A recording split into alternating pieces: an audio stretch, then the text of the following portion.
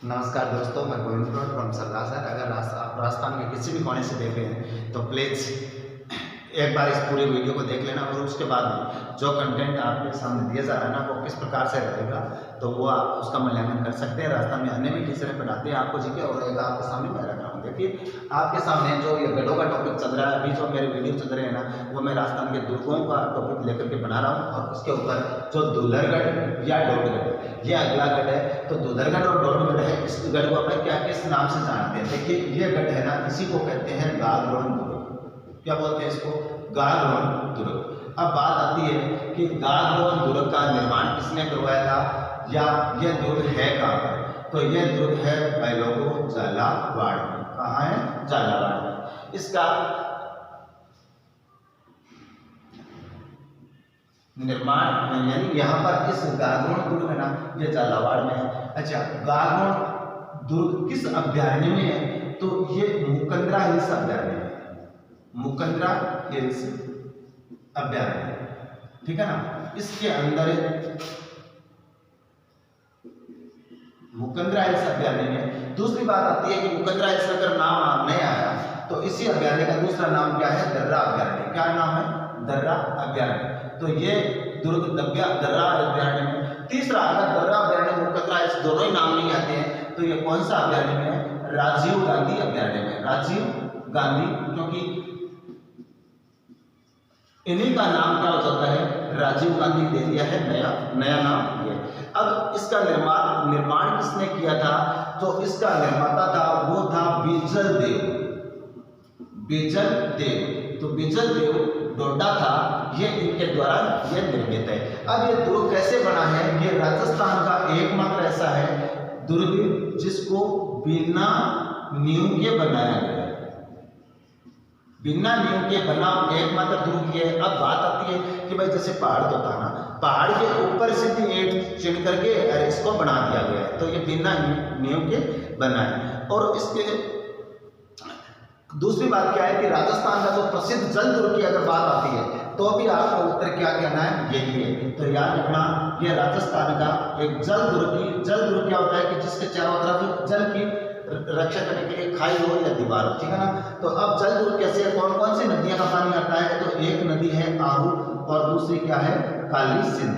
तो ये जो दुर्ग है इसके चारों तरफ पानी किसका है? आहू नदी का और काली सिंध नदी का। इसके अलावा अगर अगली बात अपने इस दुर्ग की पूछें तो और क्या हो सकता है भाई कि ये जो मुकंदरा हिल्स अभ्यारण्य में है गागरोन दुर्ग है। तो गागरोन दुर्ग या मुकंदरा हिल्स की खास बात क्या है कि गागरोन इसमें मुकंदरा हिल्स अभ्यारण्य में गागरोनी तोते पाए जाते हैं। और गागरोनी तोतों की विशेषता क्या होती है कि ये मानव की हू बोली बोल सकते हैं। अगर प्रश्न आ गया ना ऐसी तोते की वह नस्ल जो मानव की हू आवाज निकल सकता है तो वो क्या है? इसी दुर्ग का नाम है ना, वो है ना गागरोनी नस्ल के तोते, ठीक है ना। फिर बात आता है कि इस दुर्ग का अन्य नाम क्या होता है? याद रखना भाई लोगों, इस दुर्ग का अन्य नाम है वो मुक्ता बाग है, ठीक है ना। एक बार प्रश्न आया था कि राजस्थान में मुक्ता बाग कहाँ है? सभी के उत्तर गलत। कारण क्या था कि वो था पूछ रहा था कि गागरोन दुर्ग का दूसरा नाम क्या है? मुक्ता बाग है, ठीक है। अब यह बात आती है कि इसके अंदर कौन सा प्रसिद्ध राजा हुआ है, या दूसरा मैं ऐसे कहूँ कि इसमें कौन सा राजवंश है? तो देखिए इसमें पहली बात तो खिलजी राजवंश है। एक तो ये याद रखना, कौन सा राजवंश है? खिलजी राजवंश। इस दुर्ग का सबसे प्रतापी राजा, तो वैसे तो प्रतापी राजा की बात करते हैं तो उस प्रतापी से प्रताप सिंह नाम याद रख लेना, ठीक है ना। प्रतापी से क्या याद रखना? प्रताप सिंह खिलजी। ये इस दुर्ग के एक बहुत ही बड़े राजा है। और प्रताप सिंह खिलजी की खास बात क्या है कि इन्होंने वेरा के धारण कर लिया था, ठीक है ना। प्रताप सिंह खिलजी की खास बात क्या है कि इन्होंने क्या धारण किया था? वेरा के धारण करके ये क्या बन गए थे? संत बन गए थे। और याद रखें कि राजस्थान का जो प्रथम संत है ना, पहला संत है, पहला साधु, तो वो कौन है? प्रताप सिंह है। साधु होने के बाद में इन्होंने कौन सा नाम ग्रहण किया था? तो इन्हीं को संत पिप्पा कहा जाता है। क्या कहा जाता है? संत पिप्पा।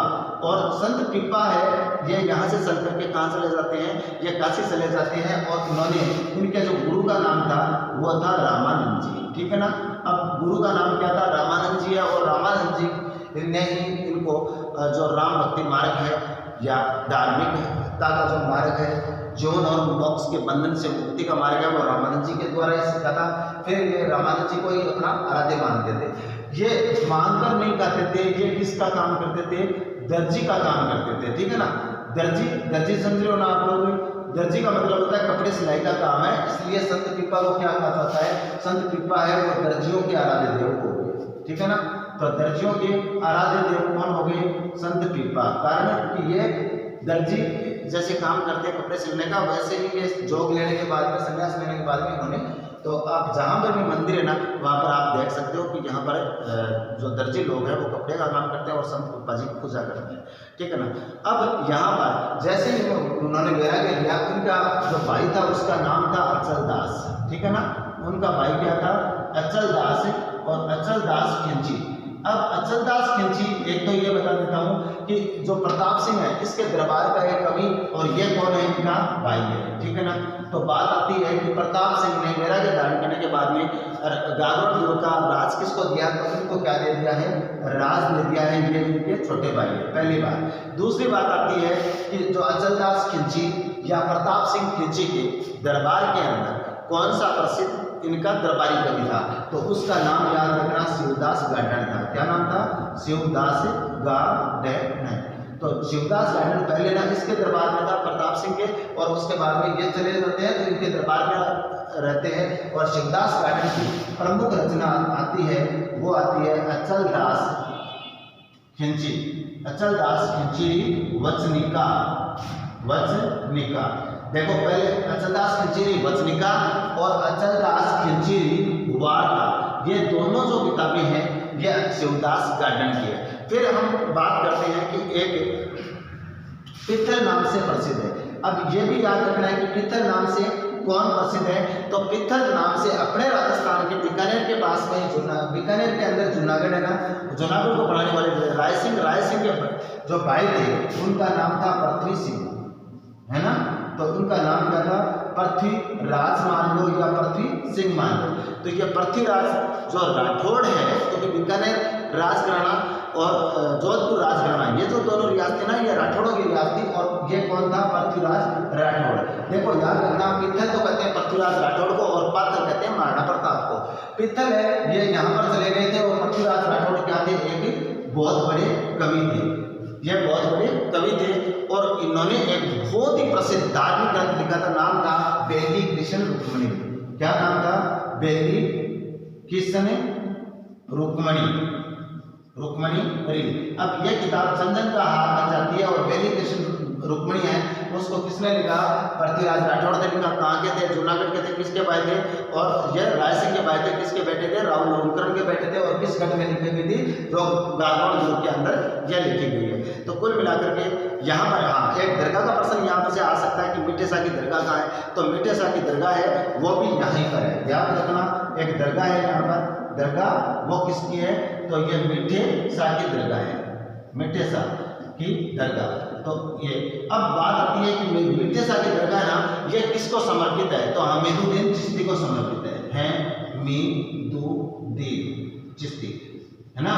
देखो एक तो हमीदुद्दीन चिश्ती है ना, ये अलग है। वैसे जो राजस्थान की धरती के ऊपर अजमेर के अंदर जो दरगाह ना वो काफ़ी प्रसिद्ध रही है, और ये दरगाह मीठे शाह की दरगाह ये यहाँ है। मीरान शाह की दरगाह है वो तारागढ़ के अंदर है। शायद आपको अच्छा लगा होगा वीडियो, और आप चैनल को सब्सक्राइब जरूर कर लेना भाइयों। Thank you.